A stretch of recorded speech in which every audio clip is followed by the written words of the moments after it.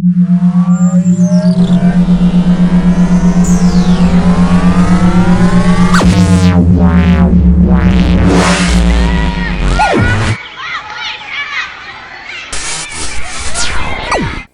everybody, Brother Echo here. Peace and aloha. We're gonna make a quick video today to talk about the energy, the emotion of anger.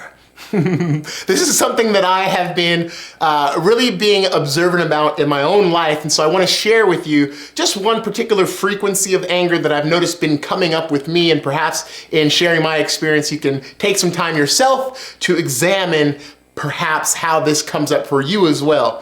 So what I've noticed is that there is this energy of anger that comes up inside of me, and as I project it out, I'm noticing that it can be interpreted as real hardcore anger. And the reason why I'm really concerned about this, not really concerned because I'm in the seeing of it, I'm actually able to correct it, but the reason why I'm bringing some attention to it is because I am noticing that where it's coming from, it's not intended to really be perceived as anger. And so I want to make some corrections in my own life so that it does not come across as anger. So this energy of anger does not infect or touch somebody else. And so the example that I want to give you today is really, really sweet. It's with my little baby girl, Tazzy. Many of you out there who know me know that I have an amazing 6-year-old miniature Australian Shepherd who's absolutely the love of my life. And what I've noticed is when I'm out with her and we're walking, I don't walk her on a leash. She's very well behaved. She listens to me. But sometimes things will happen, like a little squirrel will jump out of a tree. And when that squirrel jumps out of a tree, Tazzy will take off running after it. I'm like, no! This little weird energy comes up out of me and evokes what can be perceived as anger. And it's really not anger. But if you're standing on the peripheral, if you're standing outside and you're looking at this interaction between me and my beloved love, Tazzy, you're gonna see that guy is pretty pissed off right now. But I'm not. And it's such a trip because what I've noticed is that when she takes off bolting across the street, can potentially get hit by a car or something, what I'm seeing is that I'm not angry at her, but I am projecting this very stern anger emotion or energy because I love her so much. I love her so much. I don't want her to get hurt. I don't want to get her to get hit. I want her to be safe. And so in order to keep her safe, I have to override everything about me that says don't be an a-hole, and I have to summon the energy of anger to get her attention right now. Stop right there. And it works. But, you know, in examining this and really looking at this dynamic between me and my amazing companion, Tazzy, I really don't want to project that energy out at her or anyone else that's walking by or seeing this interaction between us. So in the active shift and bringing my energy to this interaction between us and taking my conscious awareness at this particular frequency of perceived anger, I am able to really examine what's happening and perhaps make an adjustment or tweak the dial so that I can get her attention and not put out this really funky weird energy. And I know many of you out there are like, well, why don't you just put a leash on her? Duh. Well, there's that too, but I mean, we're here out in beautiful Ojai, and I love it when she can just really run it, and I'm really responsible with her anyhow. But anyhow, there are times when I do notice this come up. And so I'm sharing this specific example with you because perhaps in your own experience of life, you can examine in your interactions with certain people in your life. That could be a lover, it could be a sibling, it could be a child of yours. Any interaction you have with somebody else, maybe if you sit with this long enough, you can see that, God, every time I'm with so-and-so, something seems to come up where I get a little bit outside of myself and I end up yelling or end up saying something that I don't really mean.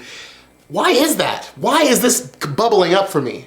And so you can sit with that, and perhaps like me, you will notice that it's because something with this interaction that you're having with this person is happening because it's coming from this place of love you have for them, and you want to see them thrive and experience life in a profound way. You want to see them happy, you want to see them with joy, and for some reason there's something that you're seeing that is not going to be beneficial for them. So you have this judgment coming in, and so that is bringing up this energy of anger, quote, fear, and it's being projected out when it's really coming from a place of love. Such an interesting dynamic we have as human beings to be able to play with and juggle all these emotions, but the more that we can bring our conscious awareness to this whole game, we really begin to kind of learn the different moves and how to interact with each other. And we can really sit down and play this game of interactive chess with each other. And you know, here's the other thing too. Maybe you're seeing that this is happening and it's coming from this place of love, but there's also an opportunity for you to see that also you have a responsibility to yourself to no matter what's happening with somebody else, to not get outside of your balance, to not get outside of your centered space, to not get ungrounded because of what somebody or someone else is doing. So there's this opportunity here for you to really fine tune yourself and your reaction to someone else, and be very proactive and so still and so calm and so focused and so grounded that no matter what's happening out there, even if it is with somebody you love and you're seeing them come into a dangerous place, you're still centered and balanced enough where whatever is going to come out of your mouth, whatever is going to be projected out of your energetic body is nothing but unconditional love, and it cannot be perceived as fear or anger. So this is just something for us all to examine. I'm sure if you sit down for any amount of time, 10 minutes or so, you can think of the last time that you got angry at somebody and got outside of yourself and said something you didn't want to say, or you yelled or you raised your voice and you just felt icky afterwards. I'm sure we've all been there.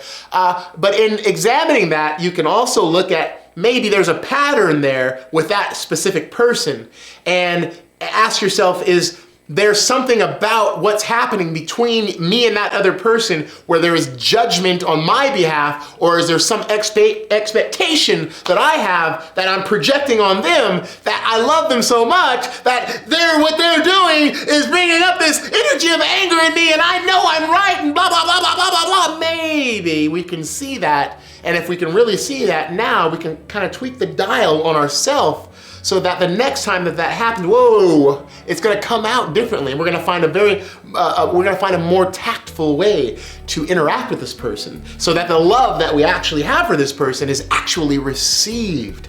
Yes! Yes! Okay, my name's Brother Echo. You can find me all over the internet, dude. I'm on YouTube, I'm on Facebook, I'm on Twitter. If you liked the video, if you like what was said, if it resonates with you, share it, like it, you know, do the social media thing, help a brother out. I'm trying to make some videos here, trying to get on Oprah and Ellen, you know? Help a brother out, share the video. And if you have a story you want to share about something that got you outside of yourself, how you deal with anger, maybe a meditation practice that you have to subside anger, feelings of anger, maybe how to transmute anger into love, share it, comment. Let your as our brother Steve Gold would say, let your heart be known. All right, you guys, peace, love, unity, respect. This is Brother Echo signing out. You let your